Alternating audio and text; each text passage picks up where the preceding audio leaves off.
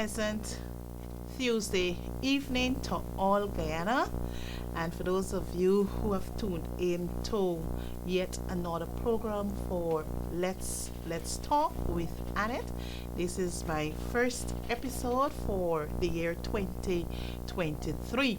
So it's Tuesday, January 3rd, 2023, and I want to welcome each and every one of you tuning into this program to this first episode for 2023.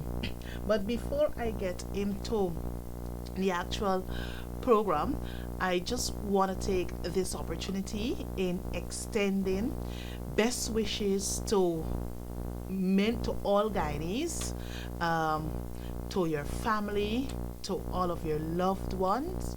I just want to wish you best wishes for 2023.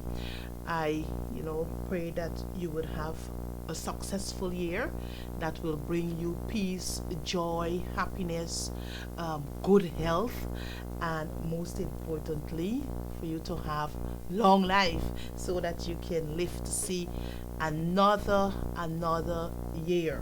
So once again, happy New Year to all Guyana. I also want to let you know that this program, I think several weeks ago, we had the program The Facts. So the program has actually been rebranded to or renamed Let's Talk with Annette. So the purpose for this program is basically to highlight the issues or matters of public importance, whether at the community level, at regional level, and also at the national level.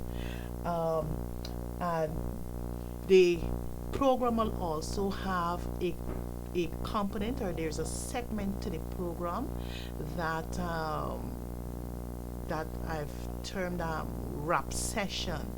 Rap session, so you will know or learn more of that program. It may be every third or last Tuesday.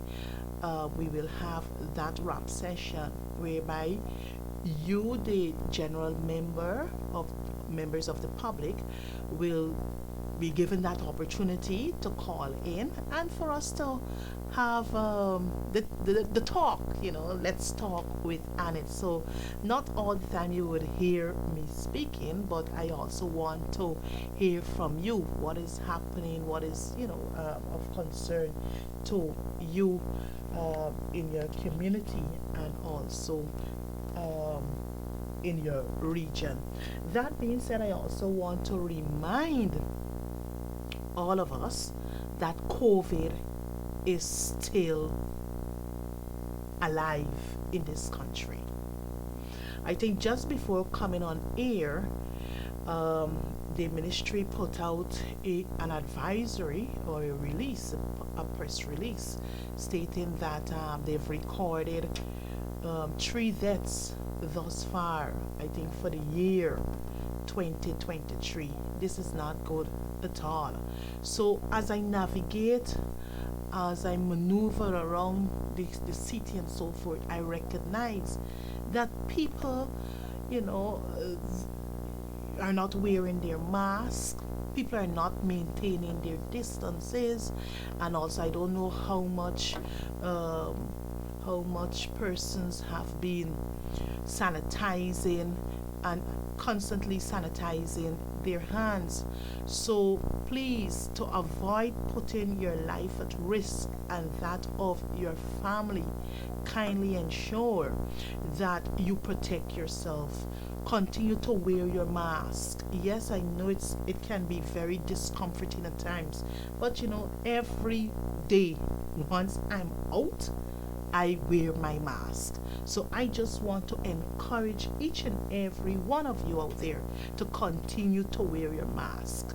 Because as I said before, excuse me, COVID is still extent, right? So if we want to live to see a successful 2023 into 2024, we have to protect ourselves and that of our loved ones.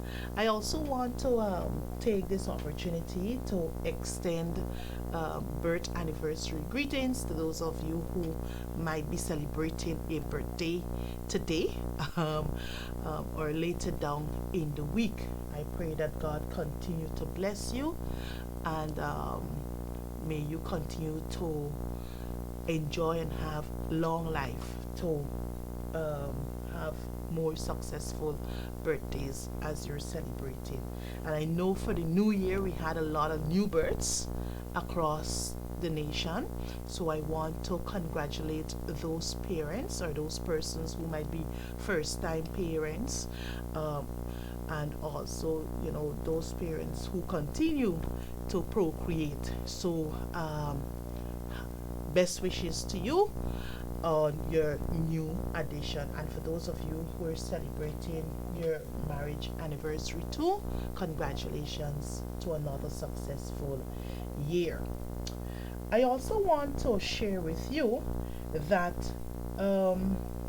continuous registration commenced with effect from today, July, January, sorry, January 3rd, 3rd of January 2023, and it is expected to end by on the 30th of June 2023. So what this means is that persons who will attain the age of 14 years between now and June 30th 2023, that those persons, or if older, you never registered before, you have this window period in which to get registered. And it's a simple exercise, less than a 10 minutes exercise. All you have to get is a birth certificate.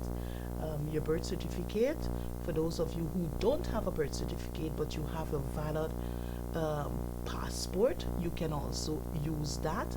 You can also use I think a company, if you have want to do a name change, you can use a DPOL.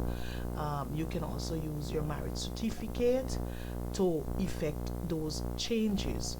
If you're living in another region or in another district, you can also have a transfer done. If you've misplaced you were a holder of an ID card and you would have misplaced it, right? You can also visit the nearest GCOM office in your district or in your region with the appropriate documentations to get registered. As I said before, it's just less than 10 minutes. The process lasts for, and I want to encourage parents, grandparents, aunts, guardians, uncles, if you have a young one in your care and he or she will attain the age of 14 between now and up to the time the registration is expected to end, please ensure you get those young people registered, because an ID card is not merely for voting purposes. An ID card can be used, to open a bank account. And you got these early child saviors and so forth. So the young people, when they reach a certain age, they want to be independent.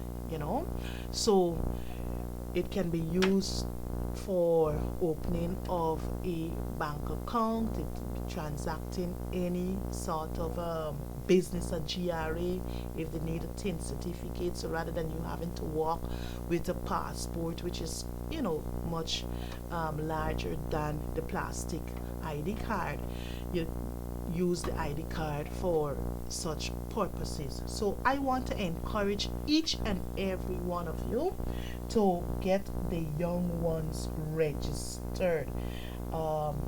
get them registered at the nearest GCOM offices in your district. I also want to let you know the opening hours of the to do the registration transactions, Mondays to Thursdays. This is from 8 in the morning, 8 hours to 12. When they break for lunch and resume at from 13 hours to 16:30 hours. So this is Mondays to Thursdays. On Fridays, we have from 8 hours to 12, and then from 13 hours to 15:30 hours, right? 13 hours to 15:30 hours, right?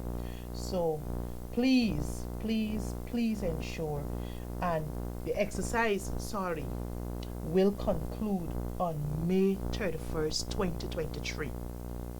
Earlier I did made mention 30th of June, but that is if the child, right, or the person will attain the age of 14 between now and June 30th, 2023. So the continuous cycle of registration ends on May 31st, 2023. So please be encouraged so that you too can encourage others to get registered, right? So that is what I would want to share with you this evening. Well, as I said before, we're in 2023.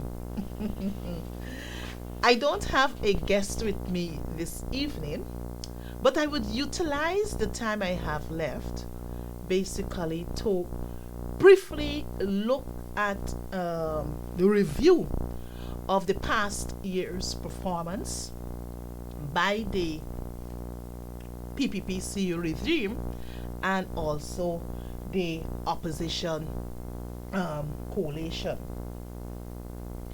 2022, you will agree with me, came with their own challenges. They came with their own constraints. Some may have endured setbacks. But it is a year that we can use to reflect on some of the things so that it would better us as individuals in 2023 and going forward. But this is what I will say. 2022, if I'm to grade the People's Progressive Party civic performance from a scale of 1 to 10, I will give them a 4.5 out of 10. Yes, that's below a D grade. 4.5 out of 10. And the reason for me doing this is that in my view, they have not done too well. We would have seen the discrimination that communities endured. We would have seen the victimization, certain segments and groupings within the country. The budget for 2022 was read in February, passed in February. $552 billion. Then added to that, the government came back for an additional $90 billion. So you're talking in excess of $600+ billion budget for 2022. But if you're to really conduct an analysis, use your own environment, your own community, to see whether your community had an impact, a positive impact from the budget, I know the answer will be a big fat no, right? Because In many communities, you still have deplorable roads. You still have clogged drains. You have unkept parapet. Look at the cemetery. Look at the cemetery that is in the heart of the city. Look at Stabrook Market Square. Look at the main thoroughfares in the city. Filth. Filth. So for me, the government did not perform well when it came to certain things. The other point I want to raise here also has to do with the way in which workers are treated. We have seen, for instance, the sugar workers continue to benefit tremendously from the treasury. Public servants, on the other hand, one, they didn't get anything in 2020. They barely got a 7% increase in 2021. In 2022, rather than sitting with the workers' representative and, discuss what would be a reasonable increase for workers, and 8% was imposed on them. When Gaisuku workers, some workers got $250,000, plus they enjoyed the 8% increase in their salaries, right? What else we recognize? The fisher folks, $150,000. Public servants, 8%. Rice farmers, private. Rice farming is a private business, but yet private rice farmers were able to benefit from the treasury of this country. 150,000.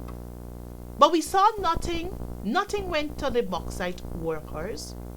Nothing went to teachers other than the 8%. Nothing went to public servants, as I said before, other than the 8%. So these are the disparities I'm speaking of. These are the discrimination I'm speaking of and the victimization I'm speaking about. What else we saw in our country? We recognize at the level of the National Assembly, one, irregular sit-ins. When it is the People's Progressive Party, Civic, who promised this entire nation that they will have a robust legislative agenda. Yes, they will boast about 25 to 26 bills were passed in the National Assembly. They will boast about how many motions were debated and all manner of things. But you know what they wouldn't tell you?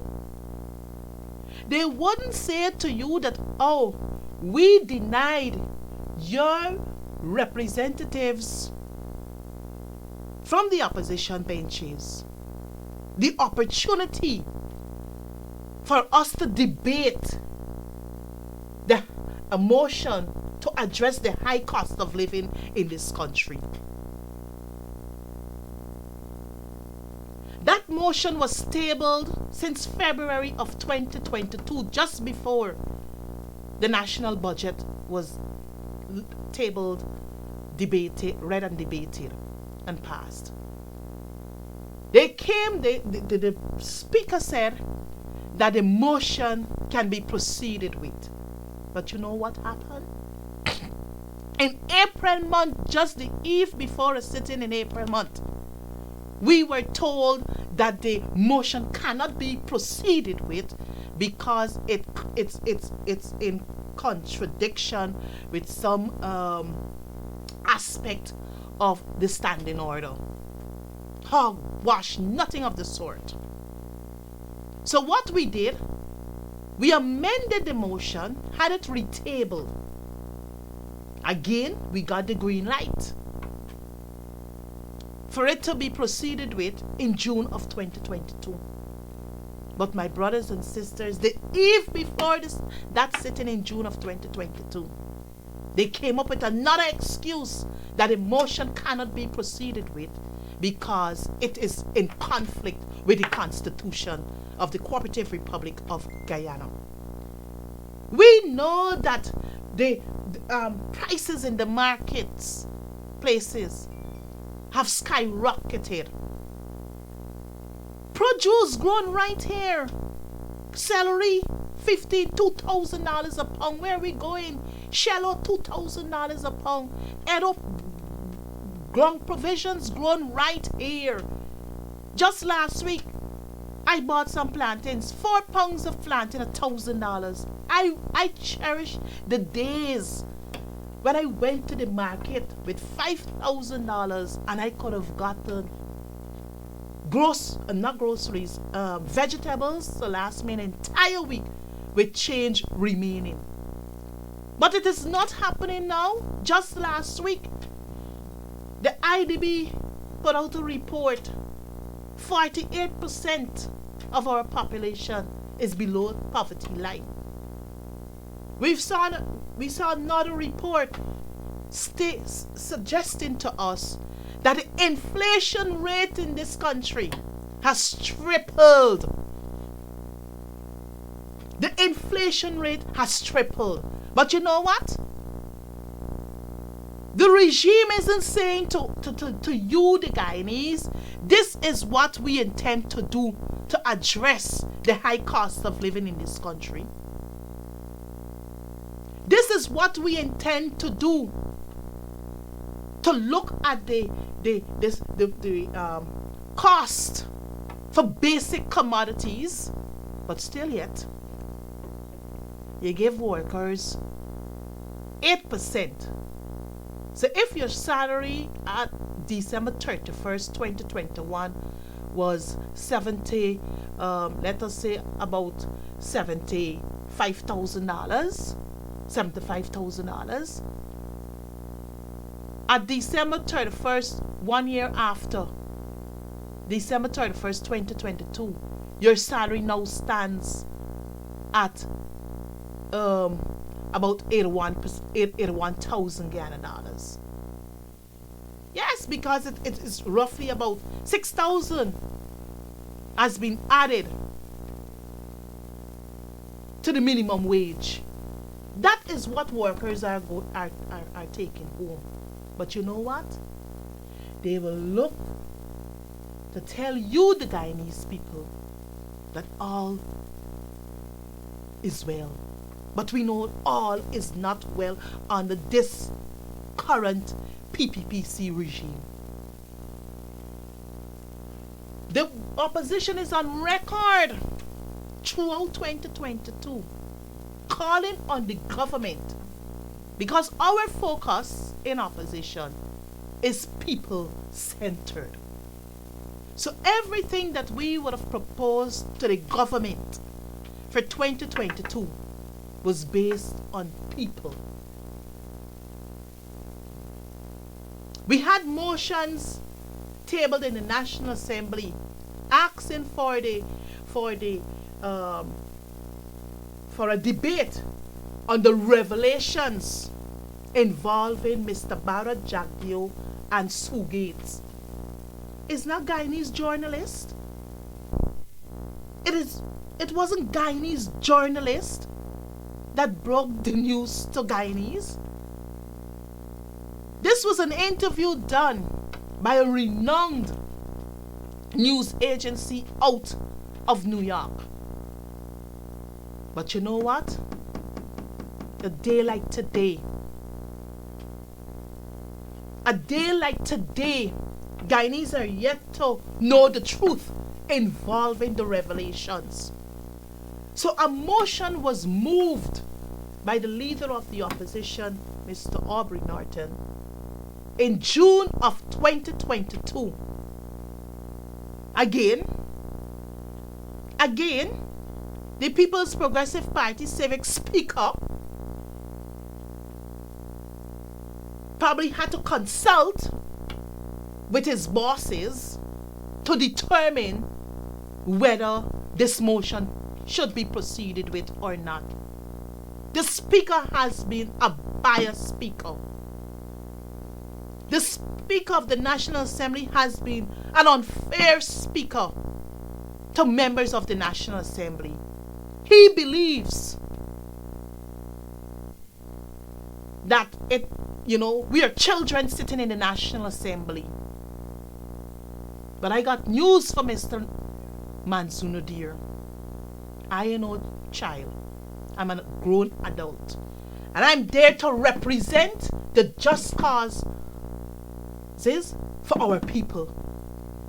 I am there along with my colleagues in the National Assembly to be that voice for our people. We had an issue on December 29, 2021 concerning the Natural Resource Fund Act.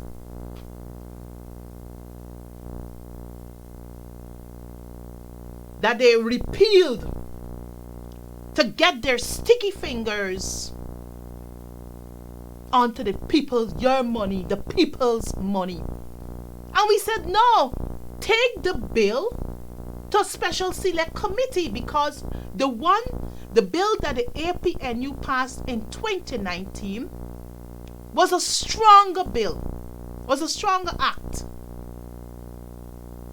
We had systems put in place, oversight, 23-man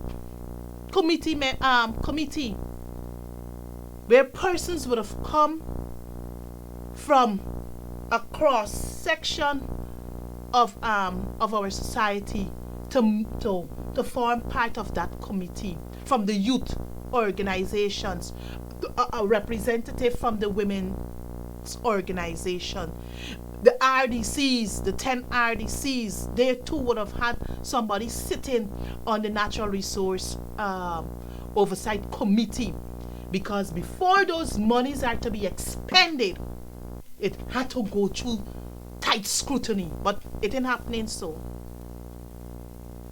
So 29th of December 2021, we had the uproar in the National Assembly where we protested. But they're claiming that Mace break, no Mace ain't break. Because they're yet to show the evidence. So all that they're parroting out there is not the truth. So rather than allowing the MPs, 8 MPs, to have a fair hearing at the Privileges Committee level, we were suspended without due process. Suspended without due process. Because who says so? The Speaker with his backers. So no consultation, no cooperation. Committee standing committees at the level of the National Assembly, they're not meeting on a regular basis. You've been reading a whole lot what is happening at the PAC, the Public Accounts Committee level. The irregular holding of meetings in 2022. We need to know how the people's monies are being spent. You dip your hand, 600 billion plus. And you don't want us to know how those monies were expended?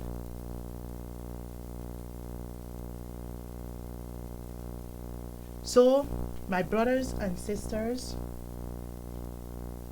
in all the sectors, housing, water, people still complaining.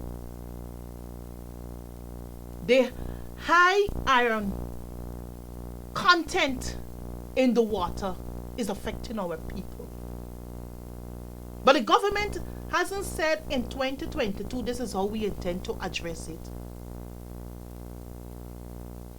They've boasted about the number of house lots they're given out. But let us do a survey to ascertain from the 20,000 house lot they claim that they have allocated. If 100 persons, 100, I will use that low figure. If 100 persons were able to access mortgage finance, and if they have commenced building, look what is happening at the Social Protection Ministry. We heard the loud cries of staff asking for the minister to be removed because she's not a fair minister. Look what is happening at the Ministry of Local Government and Regional Development. Look what is happening at Public Infrastructure or Public Works. They have renamed it. Contracts are being allocated or awarded to people in any old way and fashion. So, comrade, friends, the whole performance of the government for 2022, bad. And I trust that in 2023, we will see a more responsible government. We will see them acting fairly. We will see them being a just government for all Guyana. This whole one Guyana thing in working. We know but one people, one nation, and one destiny. This one Guyana concept, I can't fathom. Because if you're to really look at what happened throughout 2022, we had a little situation with Quindon Bacchus on the east coast of Demerara. The people claim the last $1 million in pylori and egg ball and all kinds of things. And I sure they were rewarded. I sure they were rewarded.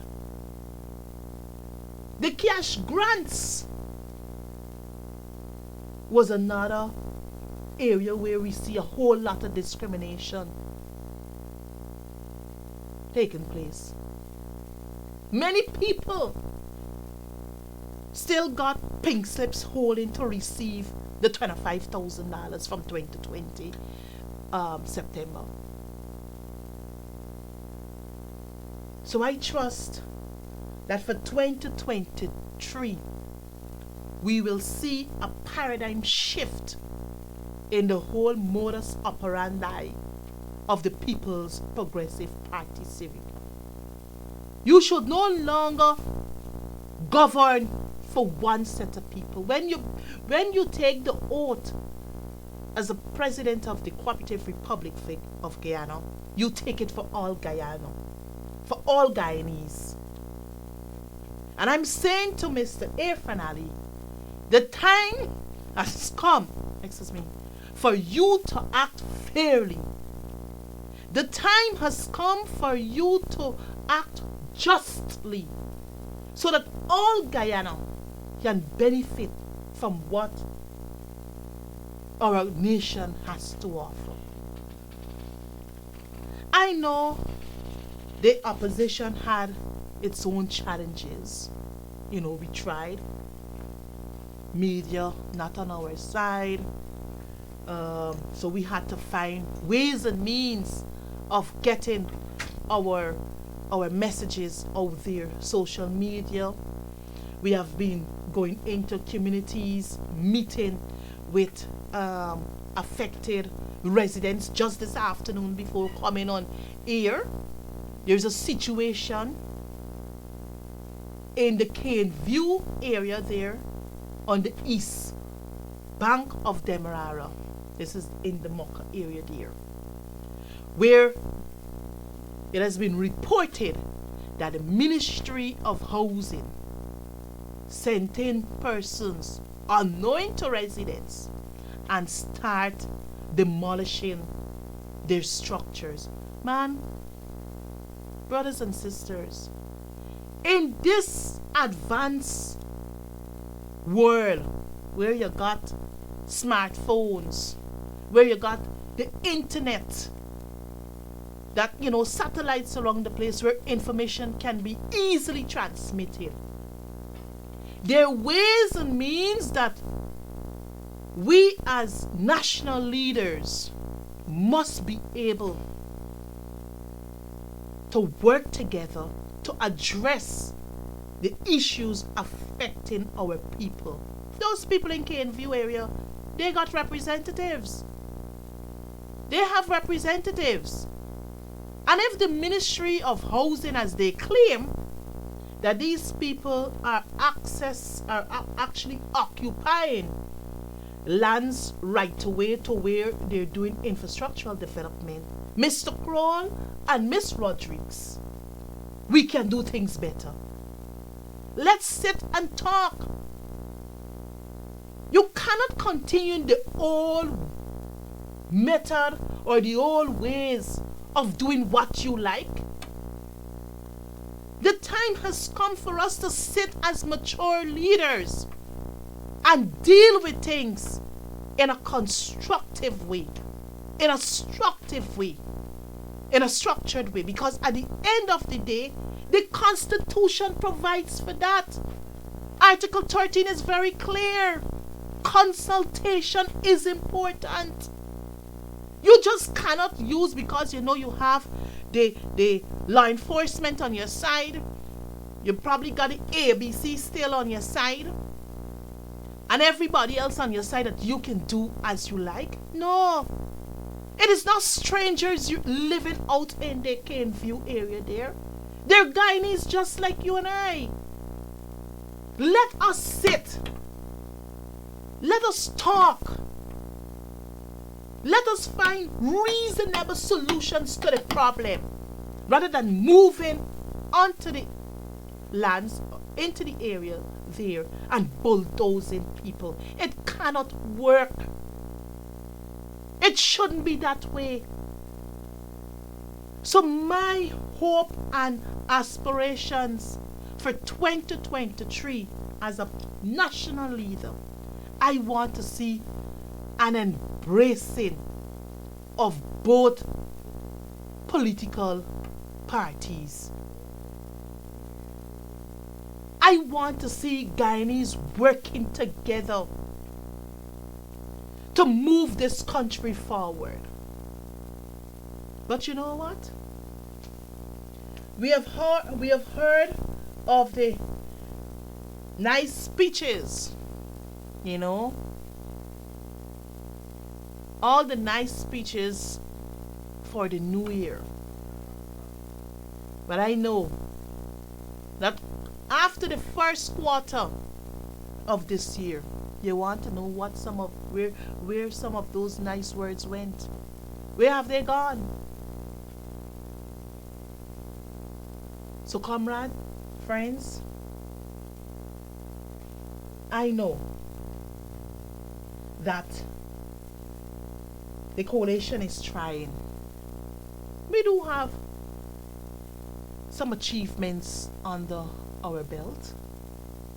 But if you're to ask me if more could have been done, I will say yes. So for me, all is not lost. All is not lost. In the coalition too, I would like to see a more united front. Because at the end of the day, the enemy is not in the coalition. The enemy is not in the PNC. That is the party I belong to. The enemy is the People's Progressive Party Civic. And it's there we have to take the fight.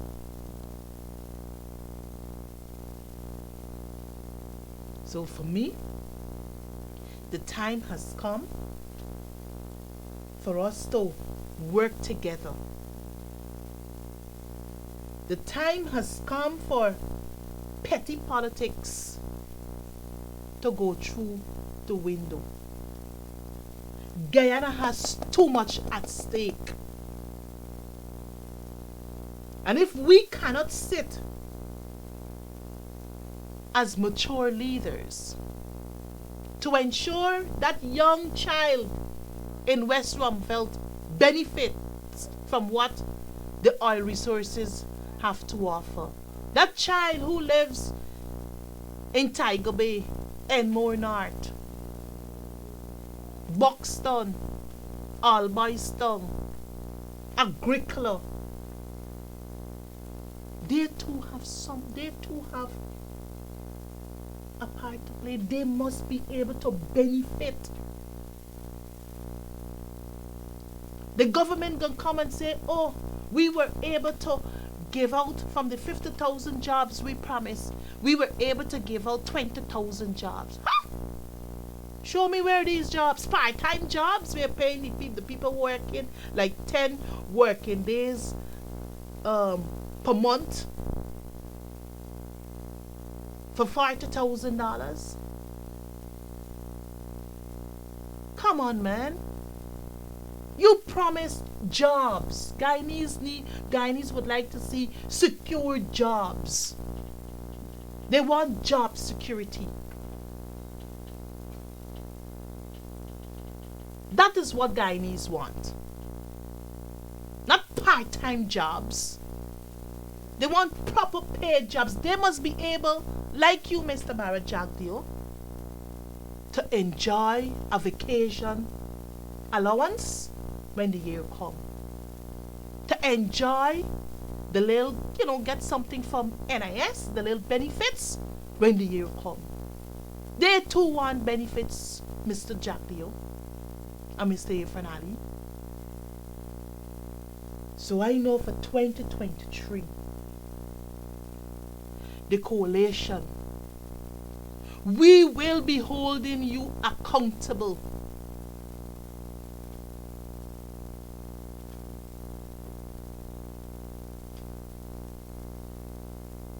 Because we believe the time is now for Guyanese, all Guyana, to enjoy what is rightfully theirs. You're hardly hearing anything about the oil production. We have lost. We are lost.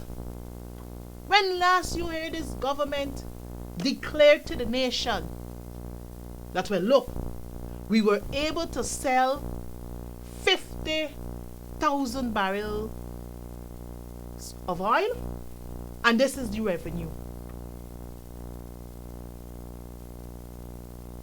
When last?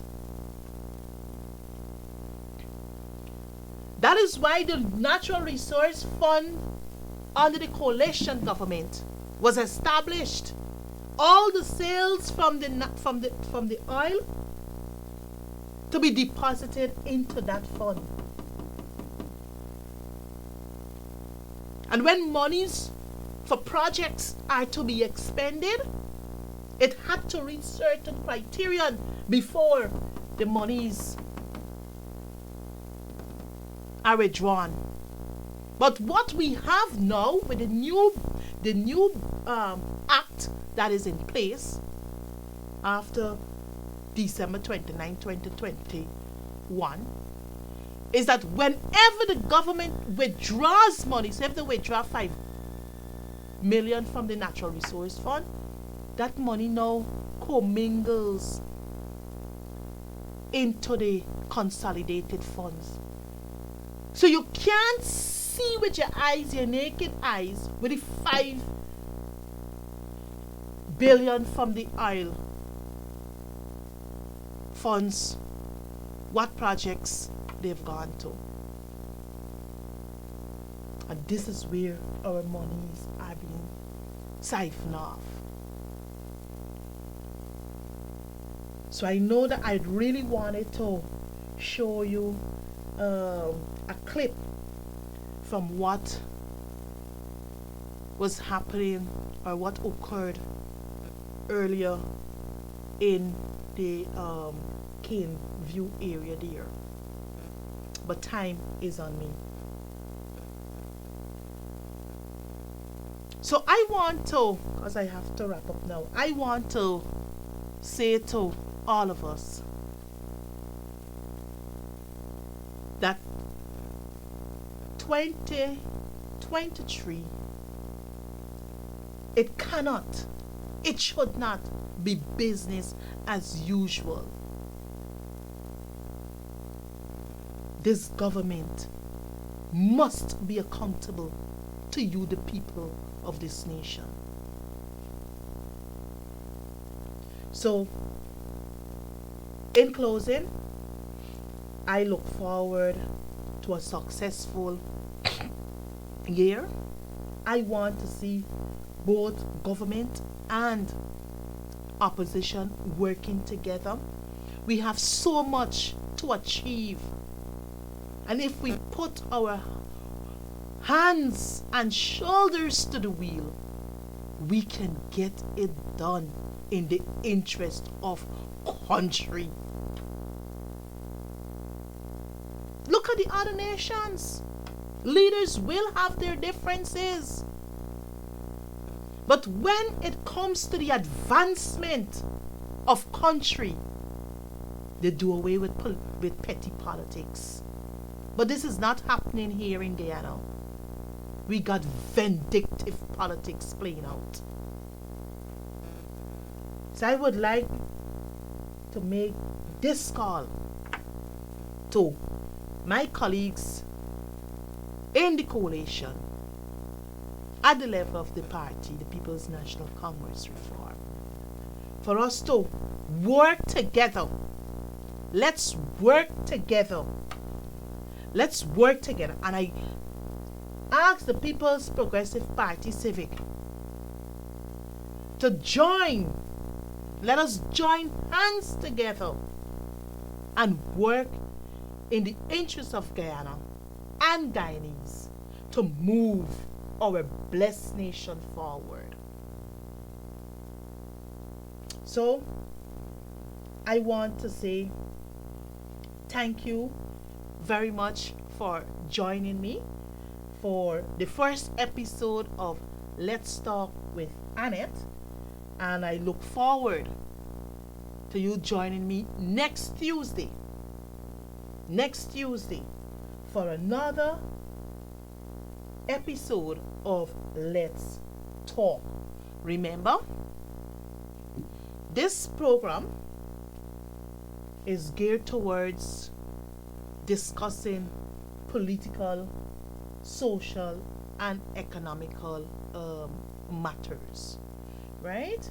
And from time to time, you would also see me inviting persons to share with us.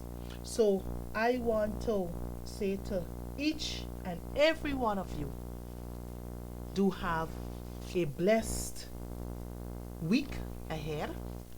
I look forward again for you joining me next Tuesday from 7 o'clock for another episode of Let's Talk with Annette. So may God continue to bless us as a people. May God continue to bless our beautiful nation, Guyana. And may God bring our national leaders together to move this country in one direction where all Guyana, where all Guyanese should benefit. This is a beautiful nation, but we must have the right set of people who have the interest of our country at heart to move our nation forward. So once again, thank you very much for joining me, and I do look forward to you joining me next Tuesday for another episode of Let's Talk with Annette. Thank you very much.